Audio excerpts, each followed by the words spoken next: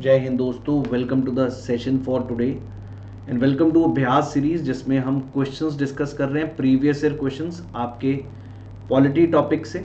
आज रिट्स के ऊपर जो क्वेश्चंस पूछे गए हैं यूपीएससी द्वारा अलग अलग एग्जाम में, इस पे डिस्कस करूंगा। रिट्स पे एक प्रॉपर वीडियो भी बना, आप चेक कर सकते हैं वंदे मातरम सीरीज में। अब हम डिस्कस करेंगे रिट्स के questions PYQs on this topic, क्योंकि फंडामेंटल राइट्स हमने पूरा अच्छे से कवर किया, उसके प्रीवियस ईयर क्वेश्चंस भी चेक किए। अब यहाँ पर NDA 2012 में, और मैंने ये भी देखा कि NDA में रिट्स बहुत इंपॉर्टेंट रोल प्ले करती हैं, क्वेश्चन पूछा जाता है। जिनको भी रिट पे दिक्कत है वो प्लीज चेक करिएगा मेरी video in Vande Mataram series on writs, and I promise you आपको पूरी तरह अच्छे से याद हो चुके होंगे। Number 1, an inferior court to stop further proceedings in a particular case. ये सर्चरी का मीनिंग होता है to certify. Second, to transfer the record of proceedings in a case for review. An officer to show his right to hold a particular office. A public authority to produce a person detained by it before the court within 24 hours. ये rather चारों dates हैं अलग अलग। ये पहली जो है वो प्रोहिबिशन है जी, और जो दूसरी है वो सर्टिलरी है। इनमें फर्क क्या है ये समझ लीजिए। सर्टिलरी होता है कि इंफीरियर कोर्ट को रोका जाए, और जो उसने अगर डिसीजन ले लिया गया तो उस केस को हायर कोर्ट को दिया जाए, and that higher court will quash the decision. समझ आ रही बात? उस केस को कैंसिल करना, दैट इज बेसिकली बी। मतलब अगर डिसीजन ले लिया गया, वो अपने दायरे से बाहर, लोअर कोर्ट अपने जुरिस्डिक्शन से बाहर डिसीजन ले चुका है, तो तब सर्चरी लगता है और वो higher court will take that case with itself. In the case of prohibition it is just to stop. ये पहली प्रोहिबिशन है, दूसरी सर्चरी। रादर प्रोहिबिशन को कहते हैं प्रिवेंटिव इन नेचर, सर्चरी को कहते हैं preventive as well as curative in nature. तीसरा जो ऑप्शन है ये आपको भी पता, टू होल्ड ऑफिस कोवरेंटो है जी। और जो चौथा है अ पब्लिक अथॉरिटी, ये हेबियस कॉर्पस है। बहुत सिंपल क्वेश्चन था ये रिट्स पे, लेकिन इससे भी सिंपल क्वेश्चन इस बारी CDS में आया था 2021 में। सेम क्वेश्चन आया था, कौन सी रिट का मीनिंग है you may have the body. Same question इस बारी CDS 2022 में आया जी, habeas corpus. Writ of prohibition is issued by a superior court to prevent an inferior court from exceeding its jurisdiction to the rules of natural justice, judicial and quasi-judicial functions to transfer the record to the कैंसिंग। ये कोवरेंटो है, कोवरेंटो कह रहा हूँ, सर्टिलरी। पिछला question और CDS का और NDA का सेम ही लग रहे हैं। अब वहाँ पर सिर्फ सर्टिलरी पूछा था, ऑप्शंस बिल्कुल सेम है। इज होल्डिंग कोवरेंटो, इलीगली डिटेन्ड बंदे को हेबियस कॉर्पस, बिल्कुल एग्जैक्टली सेम क्वेश्चन, बस उसके रीफ्रेजिंग की है। चेक कर लीजिए, अगर आपको अंग्रेजी समझ आ रही है तो बिल्कुल सिंपल, आपको समझ भी आ रहा होगा ये चीज। तो पहला प्रोहिबिशन है जी, ए ऑप्शन होना चाहिए आंसर। सेकंड सर्टिलरी है। थर्ड ऑप्शन अपना prevent a person show under, ये हेबियस वो है, कोवरेंटो है। सिंपल सिंपल रिट्स की सिर्फ डेफिनेशंस दी गई हैं, ए ऑप्शन इसका आंसर था जी।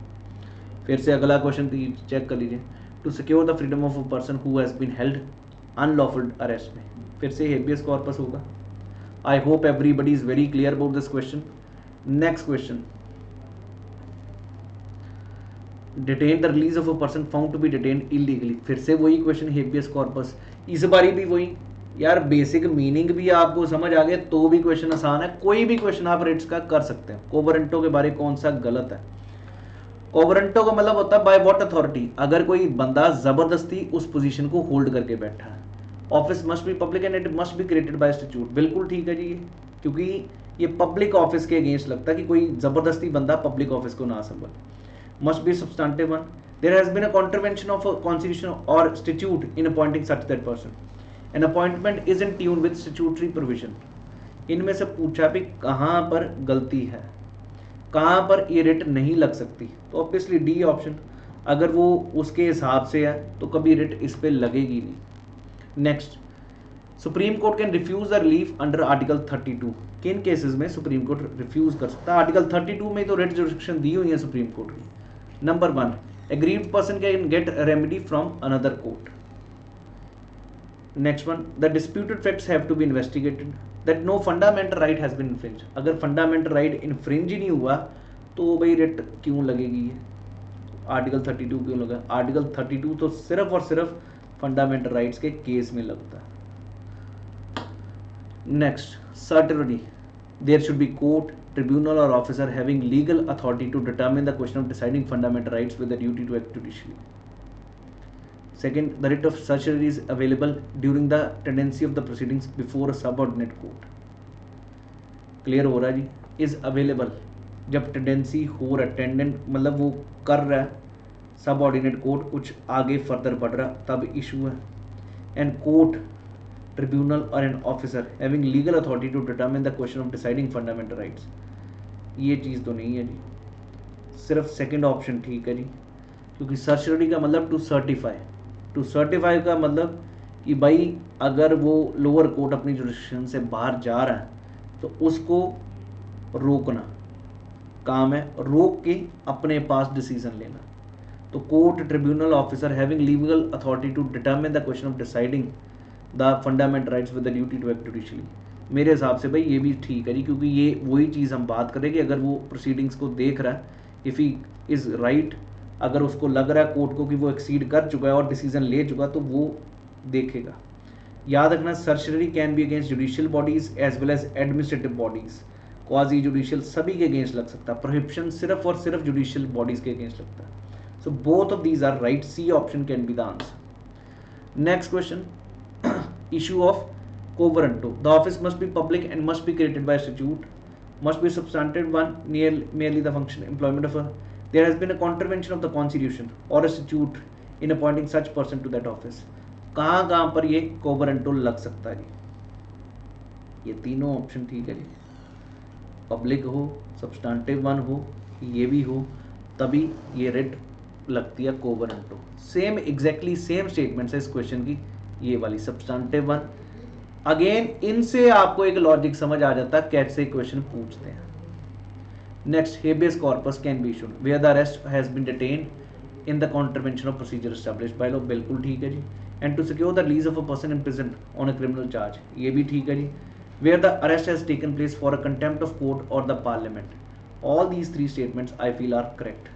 हेबियस कॉर्पस पूछा अगर किसी को भी इलीगली डिटेन किया, तो इलीगली डिटेन या तो जबरदस्ती कर लिखा,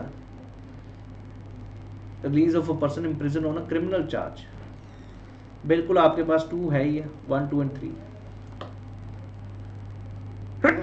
और आपको ये भी दिख रहा है कि रिट का टॉपिक इतना कि इंपॉर्टेंट है यूपीएससी के लिए, अक्रॉस द हर साल क्वेश्चन पूछता है.